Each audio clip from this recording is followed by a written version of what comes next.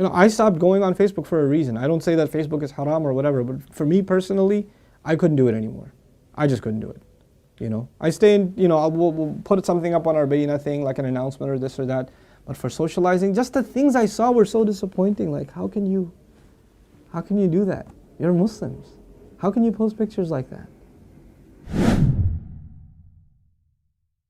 You will find yourself, I can't even help myself, Brother Nouman. I can't even help myself. I don't even know.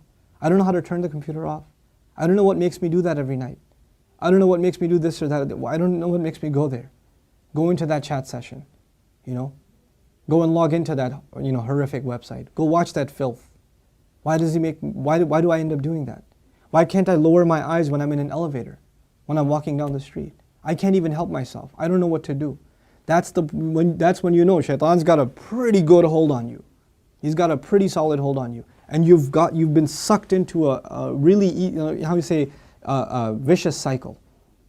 It's just getting worse and worse and worse and worse and worse. And you're not addressing it, and it's making the problem worse.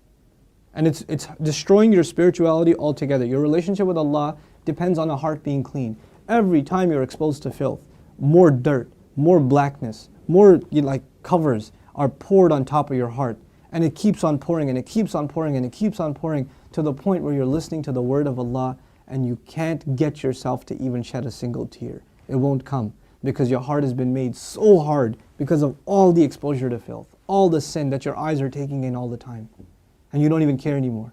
A good heart, when it sees something inappropriate that doesn't coincide with the commandments of Allah, it is disturbed.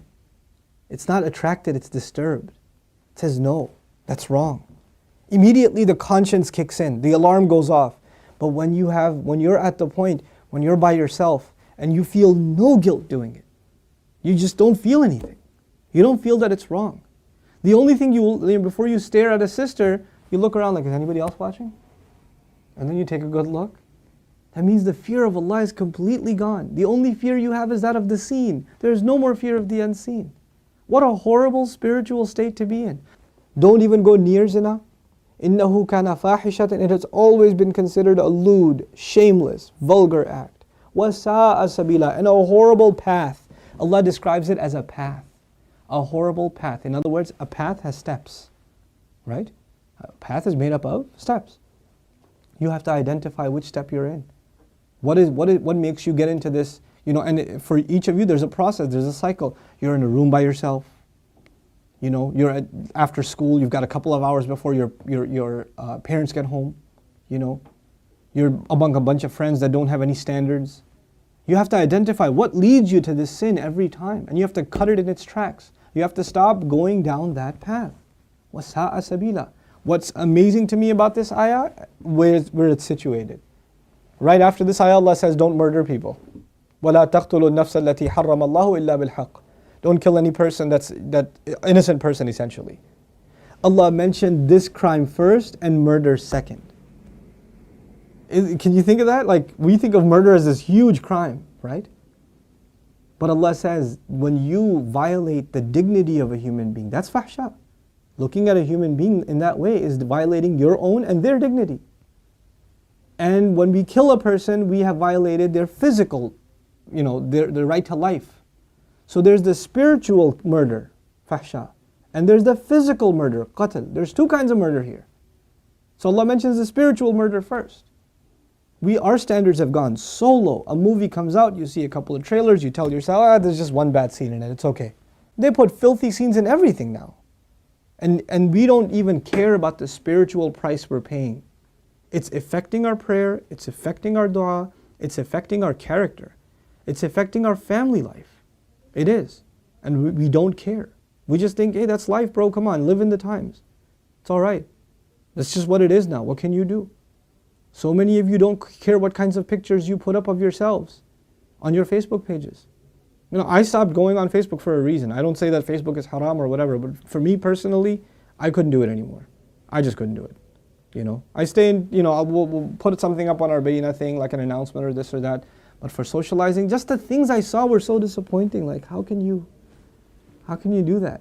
You're Muslims. How can you post pictures like that? Have dignity for yourself. Have dignity for your family. Guard your gaze. Start with your eyes, the zina of the eyes, and everything else goes from there. The Arabic language has roots that are close to each other. Wahash and fahash. Wahash actually means wild animal. Fahash means someone who acts like a wild animal. Shamelessness is described as behavior close to animal behavior. Allah has dignified us as human beings. The punishment of on Adam alayhi salam was his clothes were removed. Our mothers and our fathers' clothes were removed. That was a punishment from Allah. And immediately they recognized that they need to cover themselves. They didn't learn to cover themselves from a society. It wasn't society that taught them to be shameless. Nowadays your anthropology professor told you, it's society that makes us dress in clothes. It's a sociological thing. We learn to dress and cover ourselves over history, but naturally we're just supposed to be the way we are, like all other animals. Adam alayhi salam didn't learn anything from any society. He was given a consciousness, and the moment his clothes were removed, he's trying to cover himself. Our mother's trying to cover herself. We are supposed to be a people that guard ourselves with covering and we dignify others by not looking at them. Even if they don't have dignity for themselves, we should have dignity for them and not look. Because they are in the end a creation of Allah. Even if they're a disappointing creation of Allah, they are a creation of Allah. And we have more respect for ourselves and for humanity in general to not look at it as animals look at other animals.